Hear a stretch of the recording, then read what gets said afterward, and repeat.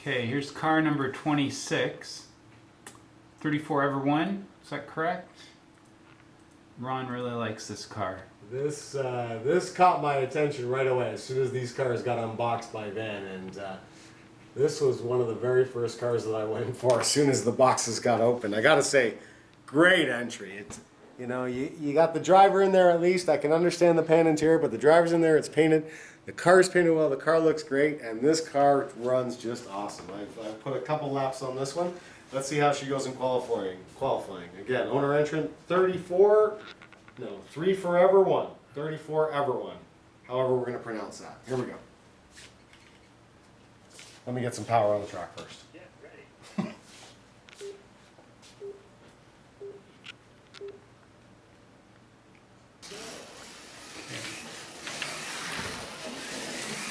Great car, man. It looks fantastic. It changes direction fast. You can keep your eye on it. Not overpowered in any way, which is, again, probably what I want for a proxy race car, or even a car out of my own box to hack around with on Sunday.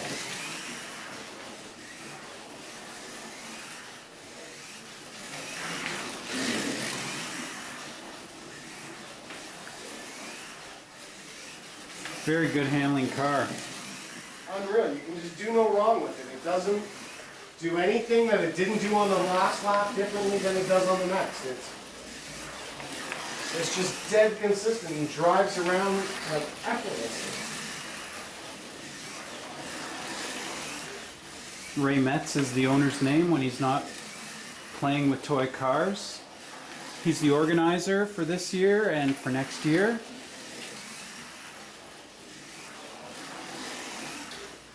And he knows a thing or two about building a fast toy car. Great car, right? Great car. Top GTU car right now in the standings. Yeah, fantastic. Again, HRS style chassis, slotted style chassis, custom mount that Ray's done here. He's got tape in the right places, holding everything together the way he wants it. You know, custom made body mount in the front, and he's got it screw mounted in the back. You know, overall, fantastic little slot car. 6.663, car number 26. Here we go. We got AJK, Tony, entering a Porsche 908/3. Let's see how this one goes here. Again, one of my favorites, everyone's favorites, Golf livery. Again, doing pretty well in the race so far. Let's put 10 laps on and see how it goes. Right away, I'm going to pull this one in on the first one before, so we haven't officially clicked the first lap. I'm going to adjust Tony's braids for him here. Again, on the height differential on this track will really accentuate any braid that's not quite up to snuff. So generally speaking, you're better off to have them pulled out a little more than not enough on this track. There we go. Starting again. Of course, Tony is affiliated with CanAm sponsor, Fantasy World Hobbies.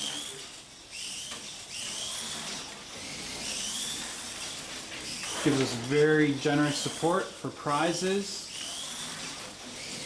And a great guy to talk to on the phone. And apparently Tony can also build a slot car. This car works really well. Yeah.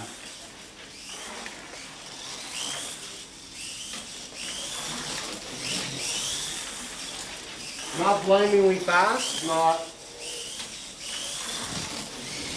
but you know, just enough. Dead consistent.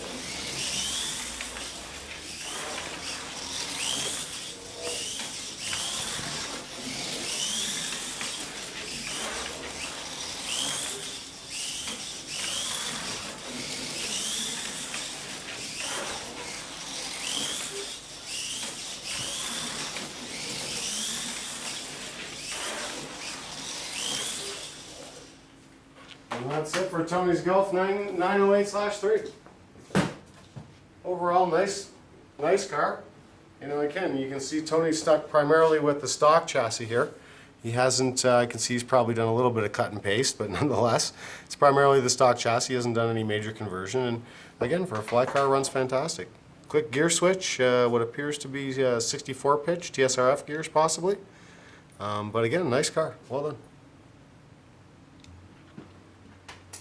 6.642. There's a lot of cars in the 6.6s up here. Number 17. Here we go, car number 7, a Lola T70 Mark III. Also a CanAm CPR veteran. Entrant Moby Dick. Again, Moby had another car entered in the proxy race we just did. I get a chance to drive a prototype entry from Moby in the qualifying session here on this beautiful Friday afternoon at Race Haven Hobbies. Here we go.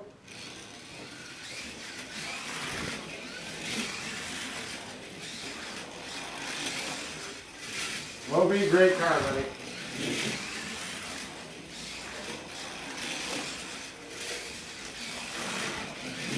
No drama. Seems to be nice and smooth. Smooth, fast. And again, confidence inspiring. You know, you push the car harder and harder, and it doesn't step out when you don't expect it to. It always brakes in the same spot. It's just a good combination here.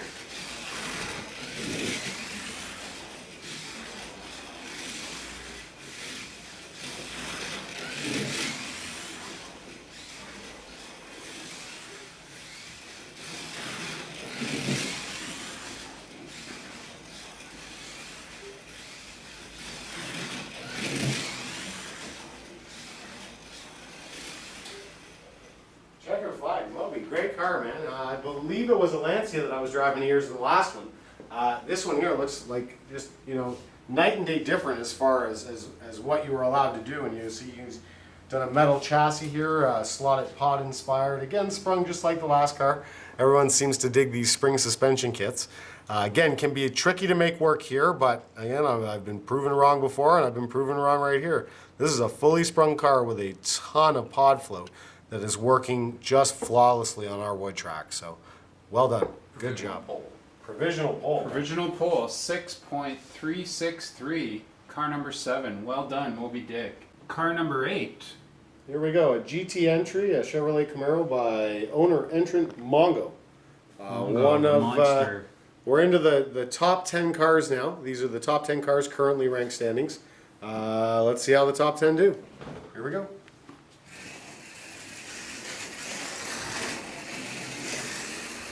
Little bit of body resonant noise, but not contributing to the chassis in any kind of ill way. Little bit of tire hopping by pusher, but a planted car nonetheless.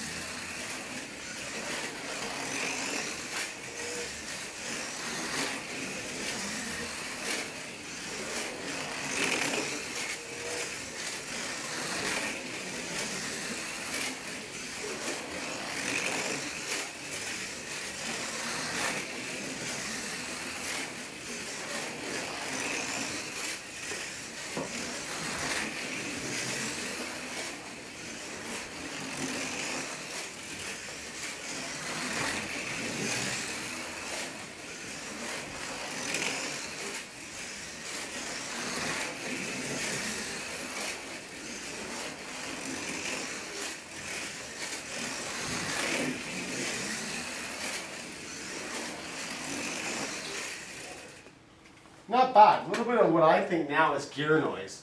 But again, not a bad race car at all. You know, similar formula. Again, we're seeing an HRS chassis here with tape holding stuff, you know, approximately how tight the owner entrant wants. Again, a nice build. Like I say, I think a little bit of gear noise maybe due to a few miles on these cars, but should do well in tomorrow's race. I think the leading cars have 16 kilometers on them this season. There we go. That's definitely some miles for a slot car. 6.656. Car number 8.